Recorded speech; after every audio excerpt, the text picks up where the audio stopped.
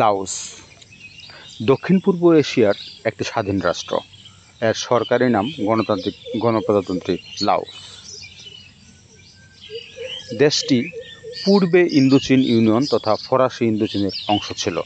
1953 সালে দেশটি স্বাধীনতা লাভ করে। দেশটি 1960-এর দশকে ভিয়েতনাম যুদ্ধে জড়িয়ে পড়ে। 1975 সালে একটি সাম্যবাদী বিপ্লব দেশটির 6 শতাব্দী প্রাচীন রাজতন্ত্রের পতন ঘটায় এবং একটি গণতান্ত্রিক প্রজাতন্ত্র হিসেবে দেশটি পুনঃপ্রতিষ্ঠিত হয়। লাওস একটি পর্বতময় স্থলবেষ্টিত দেশ। এর উত্তরে চীন, পূর্বে ভিয়েতনাম, দক্ষিণে কম্বোডিয়া এবং পশ্চিমে ও উত্তর পশ্চিমে থাইল্যান্ড ও মিয়ানমার। লাওস খনিজ সম্পদে সমৃদ্ধ এবং জাতিগতভাবে বিচিত্র। লাও ভাষা এখানকার সরকারি ভাষা।